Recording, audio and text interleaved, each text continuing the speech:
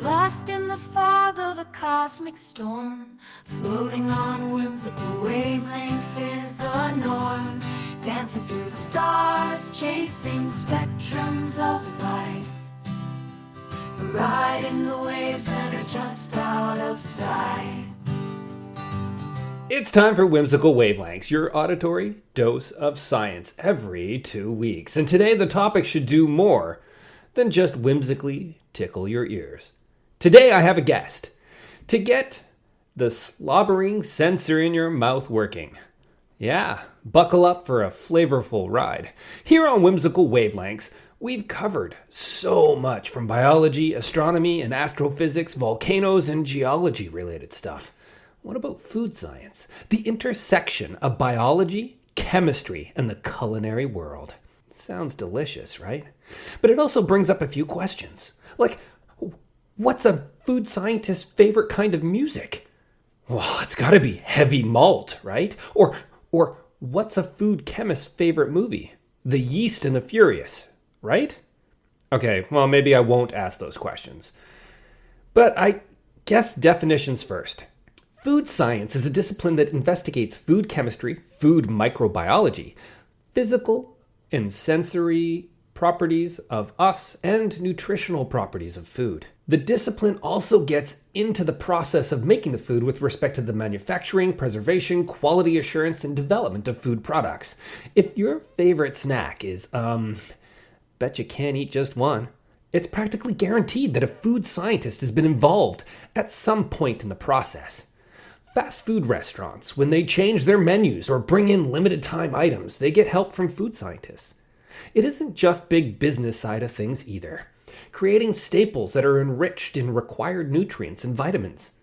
Wow, we just have to look at flour here in Canada. Commercially available flour must be enriched in B vitamins, iron, and folic acid. But what makes food taste good?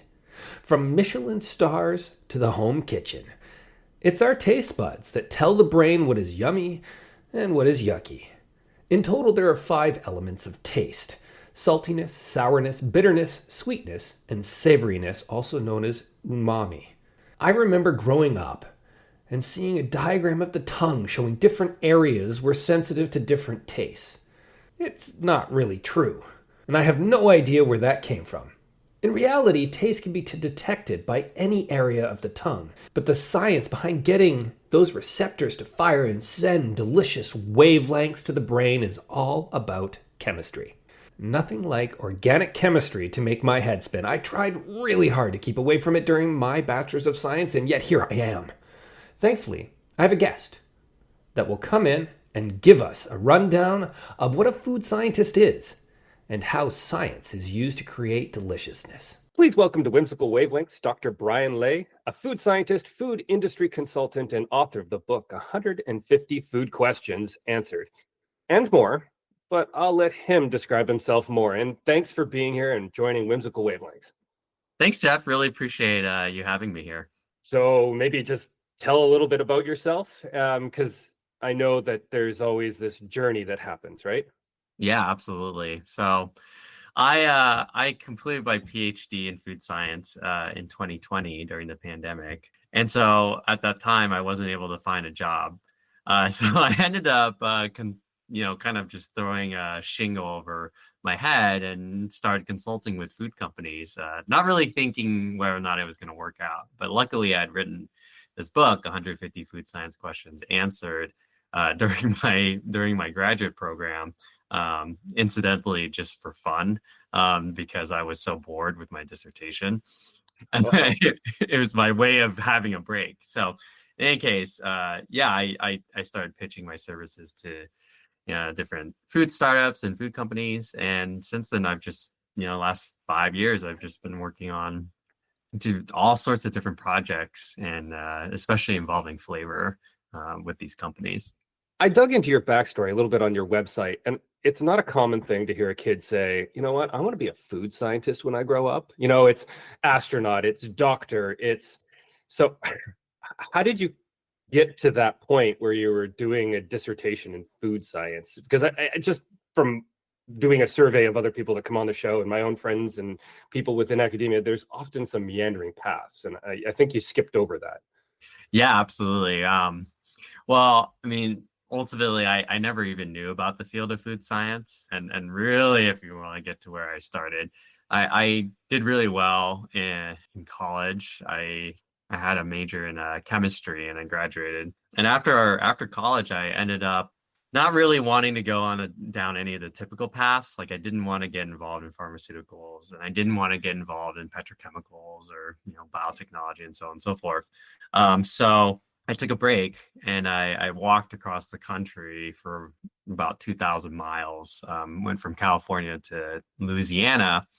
That took about 6 months. And during that time, I was really, really fascinated by the fact that, the things that I was eating had really, really strong impact on how much I could walk and, how far I could walk. And I just got really fascinated. I'd spend a lot of times in the grocery store and just looking at food labels and just like wondering in my head, like, how is this ever made? And then after I came back from the walk, I was just kind of meandering with different programs and doing different studies until I found a research paper on flavor chemistry. And I was like, oh my gosh, this is a field, like people actually do this. And then I realized I discovered the field of food science, which incidentally there's only about like 40 universities or 50 universities in the United States that offer it. They're mostly state universities or state sponsored in some way with an agricultural program. And so I threw in my hat for a couple applications for a PhD program, and I got in, and I I just kept going, and that was really exciting to be able to actually study something that I felt was really pertinent to me, and obviously is very pertinent to a lot of people because everyone has to eat, right? For sure. And I think that just goes to show one of my things that I always say: if you love the topic, go get a PhD. If you don't love the topic, don't do it. Whatever you do, don't do it. And that's always my advice. If you love it, you won't regret it. If you don't love it, chances are you're going to regret it. It's just what happens. Okay, so you've explained how you got to where you are and a little bit sort of what you do in the sense you consult with other companies, but you didn't really explain what that entails. And somebody's like food scientist and food chemistry. So do you have a lab? Do you go to companies and just start talking science to them in a way they understand? Like, what do you actually do as part of this? Yeah. So, I mean, it's really broad. And of course, it basically means I'm kind of a scientist for hire or a mercenary of sorts. So for example, there was a company I worked with. They were making plant-based meat and they were having issues with their flavor system. And so I'll look at the composition and evaluate, okay, read through some papers and see if I can kind of suss out exactly what the issue could be. And I'll provide some solutions, and then they'll play around with it, come back to me and say, well, this worked, this didn't work. And then I'll keep providing more information. So in a lot of sense, I'm more or less a translator for research papers. So a translator and problem solver. Yeah, a translator and problem solver. Yep. And as much as I love being in a lab, I tried to construct one in my house, and that didn't really sit well with my wife. And so I've had to I had to like sort of scale that back, and then I ended up working with the university, and then that didn't really work out because I couldn't get grants. But ultimately, the consulting ends up being a lot of emails, a lot of meetings. It's surprisingly a lot of talking. So that's really what I do is I just take information that is already available, but kind of stuck in some kind of esoteric research format. And I give it to people who don't have the background, but, are interested for one reason or another, whether they're, a company or they're a lawyer who's on a case, or they're just like a, small business, mom and pop shop who, maybe they have some issue with food safety. So those are kind of the bread and butter of what I do. Perfect. And you're going to apply that skill of interpretation and translation for us here on Whimsical Wavelengths. So the journey to any science, and we've already kind of gone over some of the questions of why, and such a simple question of why we do or why we have to change something or the problem that we're trying to address can be extremely complicated. And I've given you the primer that I've yet to record in the intro. So why don't we just start really simple and then try to build into the research itself and start with taste. As my understanding, being a geophysicist, we have sour, bitter, sweet, salty, and savoriness, or termed umami. It seems we understand 4 of these really well. And the last one that is hard for an English person to pronounce because it's not something we're used to, umami, is less so. Why? Yeah, so the 4, I'll kind of do an overview of the 5 basic tastes. So with saltiness, you're really just talking about minerals, right? Mostly sodium. And that's that seems to be a very linear effect. Like the more sodium you put in, the saltier something tastes. And then sweetness, same deal. Of course you have sort of high intensity sweeteners, but mostly if you have sugar and it just becomes sweeter, that's pretty standard. Easy to understand. The problem is that when you arrive at umami or savoriness, umami is a little tricky because the main factor that causes the sensation of umami is glutamic acid or glutamate. And that's an amino acid that's found highly prevalent in most proteins. So it's basically an indicator, just like sugar is an indicator of, sweetness is an indicator of sugar. And that's, helps you, have energy, right? Prehistoric humans were searching around for sweet things because it felt good to them, but it's actually so that they can have the energy through carbohydrates. The same thing is with umami. It's sort of an indicator that there's amino acids. And in nature, amino acids are actually quite rare because nitrogen is a scarce element.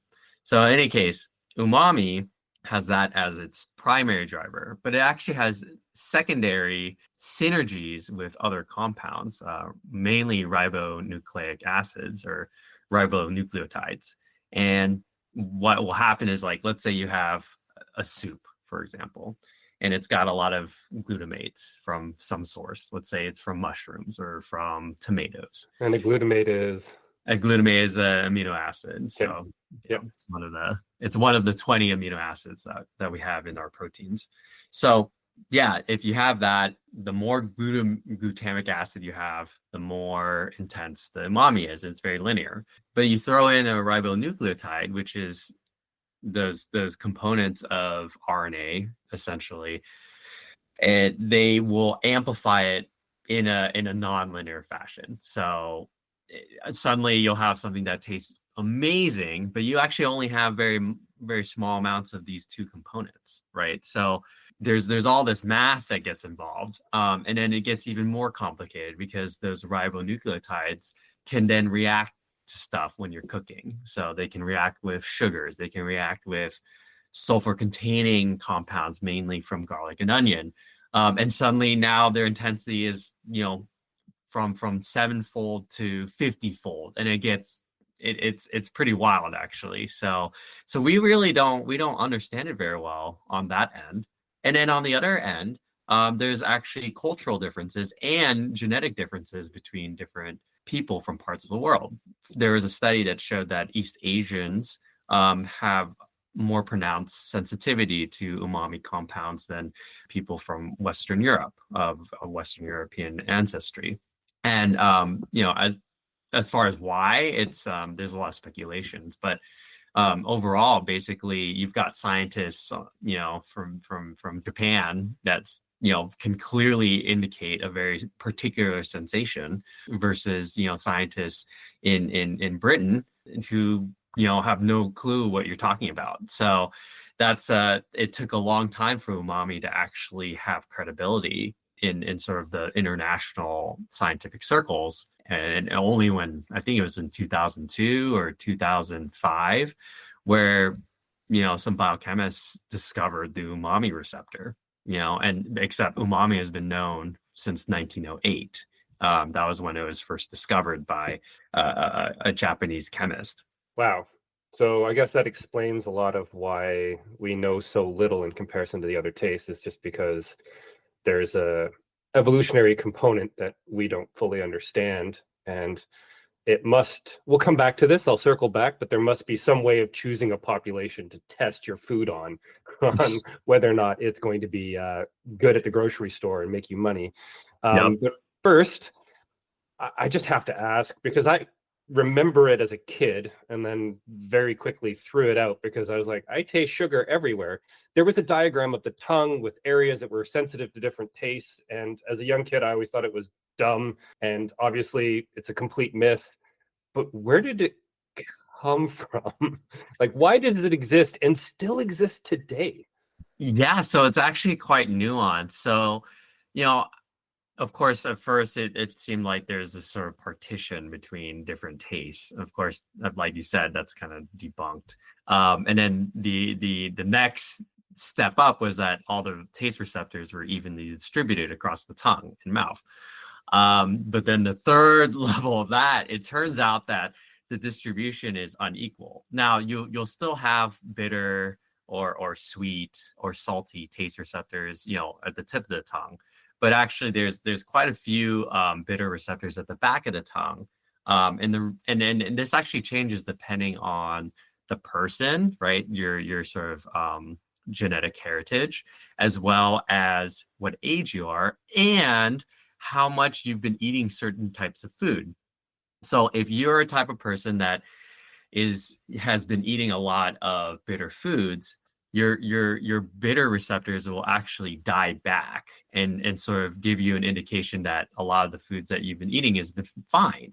And then if you've been eating mostly sweet foods, you'll sort of have an increase in the number of sweet receptors. But the whole premise is like you want to have a lot of bitter receptors in the back, because bitterness is an indication of poisons and toxins. So by the time some food gets back there, you're like, oh my gosh, like, you know, the intensity just increases more and more, and at some point you just spit it out. So there's some you know, biological reason for the distribution, but ultimately, you know, the taste buds are found throughout. They just, you know, some of them are a little higher, a little lower. So there's some indication that that's true, but it also is dependent on each individual. So is that also the reason why, I guess, at least I think in English, we have a phrase, the bitterness in the back of my throat? Like, Yeah. we use that. Is that where that comes from? Is because That's we have where more? it comes from, if you can Ah, believe that. wow. See, I love doing this podcast. I learned so much. And some of them are just nuggets that you'd have no idea where it came from otherwise. Okay. Right. So I'm gonna pivot to MSG, monosodium glutamate. It was added to a lot of food. I can't remember when it started being added, but now it is somewhat frowned upon and regulated. Mhm. So what is MSG? Why was it added to food? And then why was it, I mean, it's not fully removed, but it's certainly regulated. Sure. So glutamic acid, so MSG, monosodium glutamate, is basically glutamic acid that's been basified once, so that now it has a sodium ion attached So to what it. does basified mean? It just reduces its pH in solution? Yeah, it increases its pH actually. Oh, So then one of the right. acids. Yeah, I know, right? Like you got to flip it, right? Yeah. Sorry. Or H is actually a smaller number, right? Yeah. Um, more protons. Reducing the acid, increasing the base, but I know, increases I the know. pH. It's Yeah. always- Okay. Sorry. Yeah, Rookie yeah, yeah. mistake. So basically, you've changed you've changed basically the solubility. That's why you want to do that, because glutamic acid on its own is not soluble at all. So it's pretty, doesn't work very well in a food substance. And then if you add another sodium, then it tastes pretty awful. So it tastes like soap. So having only one sodium on there is kind of like that nice balance. So it's pretty close to a pH of 7, kind of a neutral pH. But in any case, so MSG was discovered by the same Japanese chemist who discovered umami, right? So he was playing around. And he realized that, the soup that his wife made, this sort of seaweed soup, had a really interesting umami flavor. So it was something that was known culturally in Japanese, but he was like, as a chemist, he was like, why is this so particular? This sort of savoriness is so particular in this soup. So he spent a year just like extracting the crap out of excuse my language, out of 20 kilograms of seaweed. And yeah, he discovered that the principal compound is glutamic acid. Now he had to figure out, because he didn't, I think there was a businessman that was like, hey, I think this is a really cool idea. Let's start a company. And they started the Ajinomoto company, which is well known for producing MSG in Japan. But he had to figure out a way to scale up the production of MSG, because you can't just take seaweed and just extract it. It's just not enough. So he figured out that you can take wheat gluten and hydrolyze it with hydrochloric acid, and basically it turns most of the gluten into amino acids, and a lot of it, about 30 or 40% of it, is glutamic acid. The term gluten actually comes from the high concentration of glutamic acid in it. So that became kind of like their production formula. It was just like, let's just hydrolyze this and get glutamic acid. So that is in the form of MSG because, again, it has that really nice solubility. And that's just a way to add umami to dishes and increase its intensity of savoriness. There's not really anything particular about it. By the time we get to the 60s and 70s, they discovered that they could just grow glutamic acid in a microorganism. And so that's what they've been doing, is just sort of fermenting a nice broth of glutamic acids that they extract. As far as nowadays, why it's so kind of, it's been problematic is because, I think a lot of people. So this is where it gets tricky, because it's heavily used in Japanese and Chinese cuisine, and really all Asian cuisine uses a lot of MSG. And there's this idea that when you eat Chinese food, you get sort of like really intense headaches. Like, people talk about this Chinese food syndrome. It's a very interesting. Really? Yeah, really. I am so outside of the loop on this kind of stuff. I've never heard this. So if you go on Google Scholar, you type in Chinese food syndrome. On Google Scholar, nonetheless. Yeah, wow. Google Scholar. Like, it's that well verified as sort of a phenomenon. But the perception is that it's due to the high concentration of MSG. But that has been debunked scientifically. It is actually speculated that the types of ingredients used beyond just MSG actually cause a lot of these effects, or it's really psychosomatic. And there is some speculation. There is one or two research papers that possibly there's a cultural element where it's like, people are afraid of Asian food, and so they like blame it for having like this high concentration of MSG. So yeah, there's a lot of these myths that have grown around MSG. And with that, this idea that it's artificial or it's synthetic, even though, it's basically biosynthesized in a bioreactor, much like it would be with alcohol, for example. Not particularly novel or different. So it's a tough thing that people are kind of going through, as far as, oh, this has no MSG, or like people want things that don't have MSG, which is funny, because if you take soy sauce, or you take miso, or you take all these fermented foods, even cheese, they have very high concentrations of glutamic acid. So I mean, you're kind of just switching one for another, unless you just don't eat any of those things. That's my take on it. So I guess that gets right to the point of why the articles you sent and kind of why they exist. It was like trying to get to, it's not necessarily get rid of it, but to bring people's confidence in what they're buying. So kitchen type chemistry was the buzzword from the discipline, I guess. Mm-hmm. And that research was really trying to describe how to get that right, find safe compounds from natural materials. So you can, yeast extract is the one I see all the time that takes the place of MSG. that are in the food. So that's what those two articles were really about, right? Yeah, exactly. Kind of finding a new way to get to sort of a clean label or natural. I'm going to put it in quotes because Yeah, of my course. opinion, there's not too many things that are natural. And yeah, the idea there is just, developing a method to produce these high intensity umami compounds that's can basically pass through an ingredient label and no one's gonna feel disgusted by it. In other words, they can pronounce it. I think listeners probably see the pattern to the show. I usually ask my guest for a peer-reviewed paper or two, and to fully put it in their wheelhouse and maximize our learning, i.e. my learning. So we've kind of covered the summary, but those two papers were looking for safe additives to hit that savory spot. So how are these molecules chosen? I mean, is there some theory or broader data that, like, I don't know organic chemistry. I tried my best to stay away from it. One of the reasons why I took geophysics instead of geochemistry was basically that. So what is it they're looking for? How do they build these molecules, or what molecules are they looking for based on the theory? Like, what is that theory?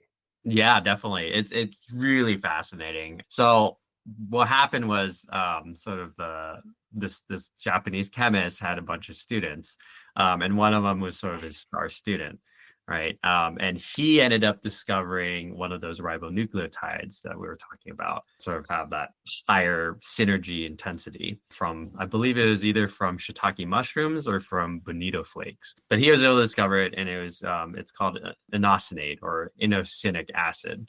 Basically, it's just like a byproduct of RNA degradation. So, the prevailing theory is like, okay, now we've got glutamic acid and we got an inosinic acid, and that's pretty exciting, but no one knew how to make that at large scale. And then in the 60s, another Japanese chemist, or a group of them, were able to discover another ribonucleotide that also enhanced umami even more. And this one was called guanylinic acid, which is very similar in structure to inosinic acid. But I know that from somewhere. No. Okay, just checking. But the point being is that, like, okay, so you have inosinic acid and it's got, one hydrogen group, and then replacing that hydrogen group is a amine group, right? So now it's a little bulkier, it's a little fatter. And so suddenly they were like, wait a second, so it has a higher intensity, so maybe let's like swap that nitrogen. Let's shove other stuff in there. And so they went on this like crazy journey of synthesizing like every known possible structure that they could possibly do with the organic chemistry techniques that they had at the time, which was like 20 or 30 iterations of these ribonucleotides. Because like Ajinomoto was like a very successful company and they were making a ton of money. So they're like, let's like even crank it up even higher. So they started like putting oxygen there, and they put like sulfur in place of that. They were putting like large groups on there and smaller groups and different architectures and structures, hoping that maybe one of them would give them insight. And they discovered that if you put a sulfur compound in place of that nitrogen group, it really like takes off. It's like on a different level. So that was discovered through synthetic chemistry, but it was just really hard to make. Like, it's just not feasible, especially for, a food ingredient. We're not talking about pharmaceuticals here. We're talking like commodity ingredients, basically salt. I mean, They got to be cheap, in other words. They got to be cheap. So, that was basically abandoned. They had all the technology to do it. It just wasn't economically feasible.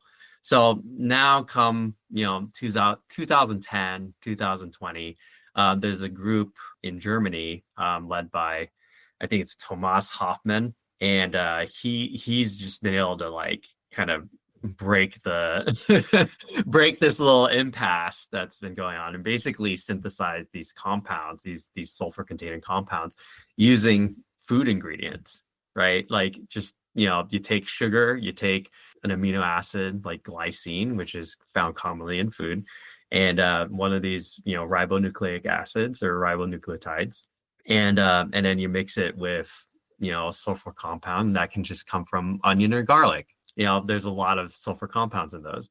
You mix them together, and then now all of a sudden you've got like this super high intensity umami flavor enhancer, which is so exciting because we have things like aspartame and these like high intensity sweeteners. Like we've known those for ages, but we've never had like something feasible as far as like umami high intensity savoriness increaser. So it's really cool. Like in my line of work, it's like actually really exciting because like, for like the past 110 years or 20 years, there's just been there hasn't been like that many super exciting discoveries. You really should not say it's so cool. You should say it's so delicious. I mean, so delicious. Yeah. Yeah. So we're not totally leaving this yet, but I want to point out the fact that these two papers both make use of wavelengths, so they're perfect for the show. In fact, every science is perfect for the show. Everyone uses wavelengths. In the paper's case, they use mass spectrometers and spectroscopy to ensure the produced chemical components are pure, and I assume that's just as expected. In broad terms, that is the purpose of them in these papers, right? Is to ensure the quality. Yep, exactly. So I guess the question becomes, are there practically used by companies in, say, a factory today to make sure that the incoming ingredients are always the same? Or is there some way to do this on the fly? Or are they assuming the company that makes that ingredient has already done that? Yeah, so typically you'll send it out, like either the company that makes the ingredient or the company that brings in the ingredient will send it out to a lab, and they'll do sort of the basic spectroscopy. They don't, I don't remember if they use mass spectrometry that often, just because it's so expensive. I think actually mass spectrometry, I can never pronounce that, is best used for fraud, actually food fraud, determining if someone, for example, someone has been making and filling up a wine and saying, a champagne when it's actually, some Napa Valley like knockoff. So I will say though, in academia, you use what you have available at your own institution. So in this particular case for a science article, it wouldn't surprise me if that was the cheapest because it was there. But right. just from my own experience in academia. Yeah. Companies are probably much the same in that sense, unless it's like really, really critical, right? Like no company is like hanging out with like a NMR, right? Like unless you're like a pharmaceutical company where it's like essential. But food industry, we're very cheap. We just don't make that much money at the end of the day. Yes. Importantly, I'm a scientist. I like writing numbers and I like measuring things. And they measured the taste of umami through taste testers? Question mark? Or how do you normally do this? Is there like a synthetic receptor and you measure it that way, or do you really use people? So what's interesting is that so we have been able to develop electronic tongues, but the problem is that they don't provide the subjective experience, right? So you can never really quite map them out. And plus, electronic tongues are only as good as the information you're really feeding them. So like, fine, you can determine the concentration, but the concentration doesn't tell you anything about how a person perceives it. So there's a whole branch, there's a subdiscipline known as sensory science, in which all sorts of statistics are applied to determining how you can take a group of people and you can basically create metrics out of an intensity of, for example, sweetness. And they actually did this back in the 90s to develop a new soda flavor, where a statistician basically he didn't himself, but the company made all sorts of iterations of the soda, like just like tiny changes in the concentration and sweetness and in the color and all sorts of things. There's like 5,000 participants who and they're all trained, right? So the idea here is that they're trained for very specific indicators. And they are able to provide like, quantifiable information. So, it's a scale from, let's say, 1 to 100 or 1 to 10 or something like that. But you just take enough of these people and then you apply some kind of statistical analysis, you're able to find some trends. It's not perfect, but it gives you an eye into what do people actually like. And so the same thing goes with these papers, is where they take the trained panelists who are trained in recognizing different properties of umami, its longevity, its intensity, if there's changes in the umami, like longitude and latitude. It's like wild, actually, like how these people get kind of worked into this. So that is, in fact, one of the quantifiable ways that you determine sort of the subjective experience, which is really funny, right? Like, yeah, it's tricky. It's kind of like psychometrics, or like psychological. Yeah, but you're taking such a big enough sample that you're trying to get over the fact that it's completely subjective. I mean, it's always subjective, but you have enough sample that you should at least get to an average population scale for the group that you have.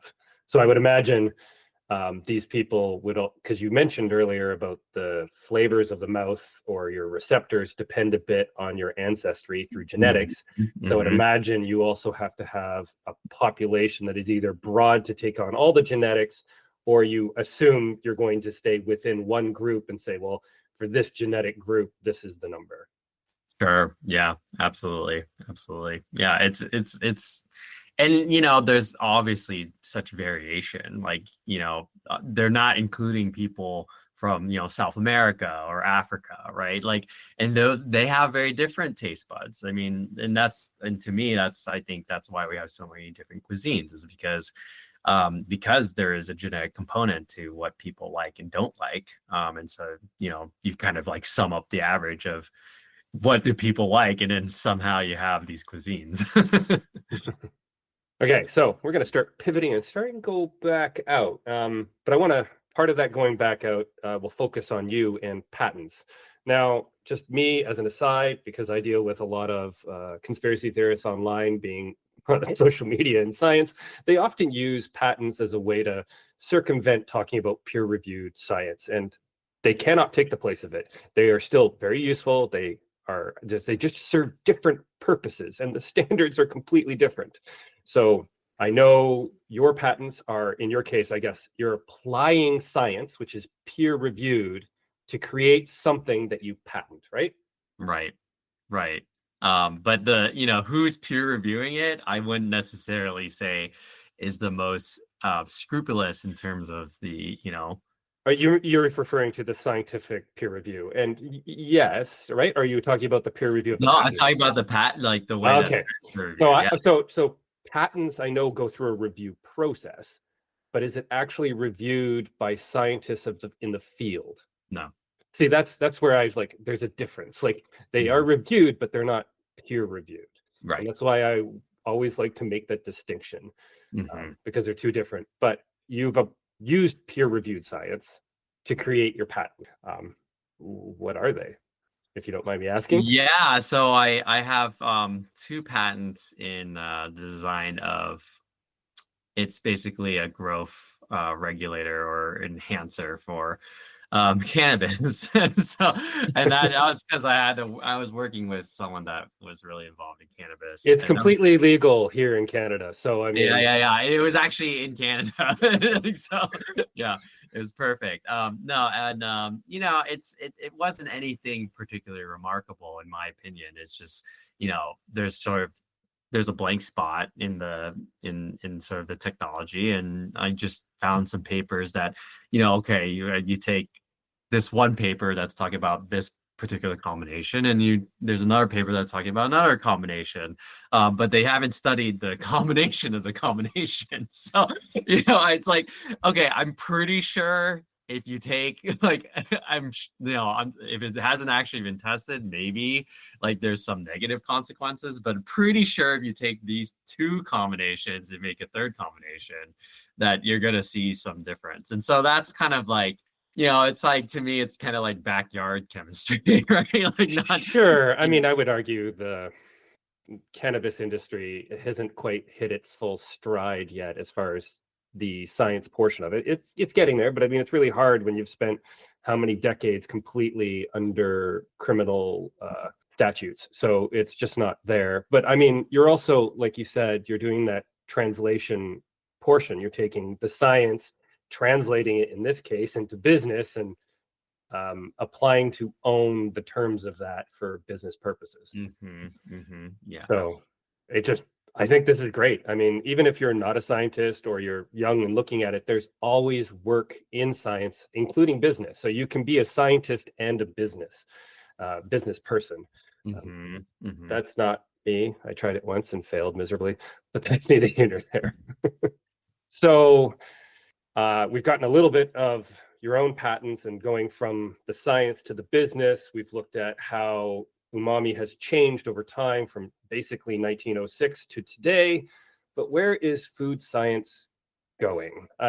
When I ask variations on this question, it always seems to come back to machine learning. Is that going to be the same here, where we're using machine learning to do that process of building different chemicals based on patterns and recognition for new tastes, or you got somewhere else for this to go? It's interesting. I think, it's kind of split in the food industry. There's definitely people who use machine learning and sort of spit out the term AI, right, as far as like trying to make these combinations of different recipes. And then certainly I've dabbled a little bit where I've tried to, take a bunch of data, try to find some kind of pattern. The problem is, like, there's just so much noise, right? Like, there's this issue that we're talking about where you have variation genetically. And then also just people have preferences. Like, there's just people don't like certain things. And that changes remarkably within year after year. So, as much I think as people would like to save money, not have to hire people to taste stuff and then build it and then taste it and then build it and taste it. At the end of the day, I mean, a machine is only as good as the information that you feed it. And until we have a full scope of what it means to taste something, I don't know how exactly someone's going to be able to mimic that. Again, I mean, they're just numbers at the end of the day. It's going to be really challenging to create something. But I think, well, then what is going to push food science forward then, if it's... Yeah, that's I think a lot of it is going to be, synthetic biology, being able to construct new molecules or even pre-existing molecules in microorganisms or other plants. So a really cool example is there's a company out in North Carolina where they take monk fruit, so the compound that actually makes monk fruit sweet, and they shove it into watermelons. And the reason why is because watermelons are genetically similar to where monk fruit comes from. So now you've got watermelons with a ton of monk fruit sweetener, right? And then you can extract it, and that, in theory, will make it cheaper. So that's an example. And then another one is, vanilla extract is actually quite expensive. It's one of the most expensive spices, and it's quite rare. There's only 5 regions of the world where vanilla grows, and like 80% of it is Madagascar.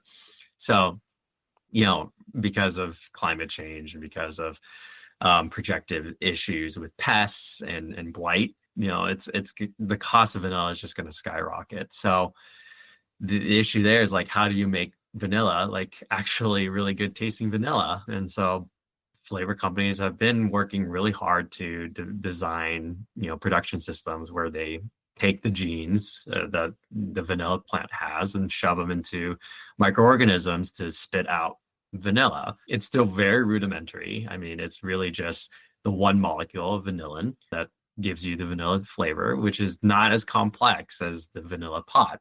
So how do you replicate the vanilla pod? And the same is true for chocolate. The same is true for all sorts of different flavors. I even speculate at some point we're going to run out of varieties of, say, like strawberry, right? And so our only understanding of strawberry will be a very narrow scope, very narrow idea in the future, where there's only like 2 or 3 varieties of strawberries, and then we just kind of replicate that flavor. But like, that doesn't capture the nuance of a lot of different flavors. Wow, that brings up a whole other topic that maybe I'll leave alone of like farming and using farming only one particular type of variety. I mean, we've lost lots of varieties of apples already, for instance. Right. Tomatoes are the same way. Yep, exactly. So saving their flavors through food science instead of biology is an interesting take on things for sure.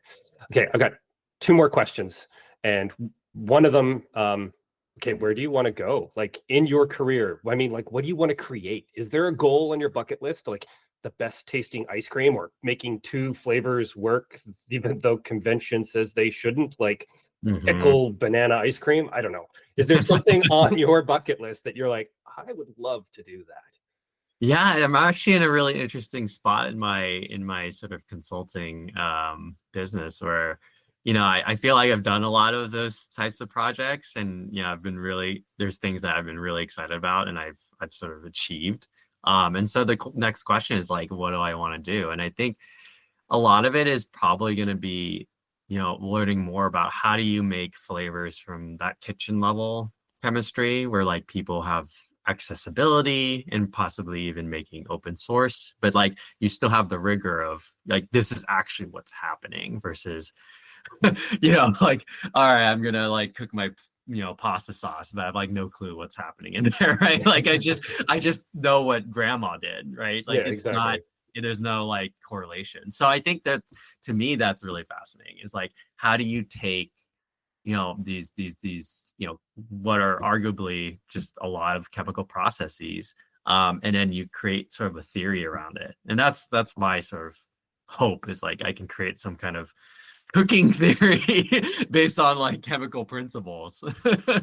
Gordon Ramsay, look out. Brian's coming for you. I'm coming for you. Okay, so the traditional last question, and it is the question I ask every guest. What is your favorite science joke? Okay. It's also seemingly the question that some guests really, really dread, even though I warn every single one that this is the last question. It's true, right? That's, I don't know if I can do it justice, but I think it's kind of funny, which is, why did the potato hate the banana? I have no idea. Because they were starch enemies. That's perfect. That's absolutely perfect. That is like picture perfect whimsical wavelengths dad joke. I surprised I didn't use it at the top of the show. Perfect. Well, that brings it to a close. And thank you so much, Brian, for agreeing to come on Whimsical Wavelengths. And I'll see you guys all in 2 weeks. Hope you enjoyed it, Brian. Thanks for having me, Jeff. Appreciate it. And there we have it. Another episode of Whimsical Wavelengths has come to a close. You know what that means. It's time, if you haven't already, to hit subscribe. You have no idea what the next topic is going to be, and it might just be up your alley or your taste buds. So, I hope to see you all, or I hope to have your ears again in 2 weeks' time on another episode. Till then, remember, hit the subscribe. If you can, join the Patreon, or just interact on social media. Instagram, Facebook, and Blue Sky. Thanks. Lost in the fog of a cosmic storm, floating on whimsical wavelengths is the norm. Dancing through the stars, chasing spectrums of light, riding the waves that are just out of sight.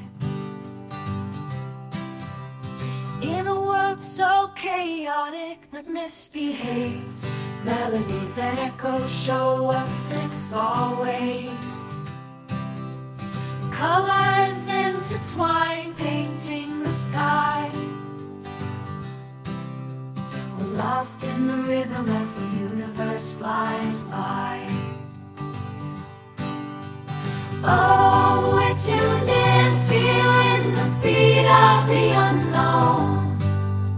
Can you hear it? It's echoing through your bones.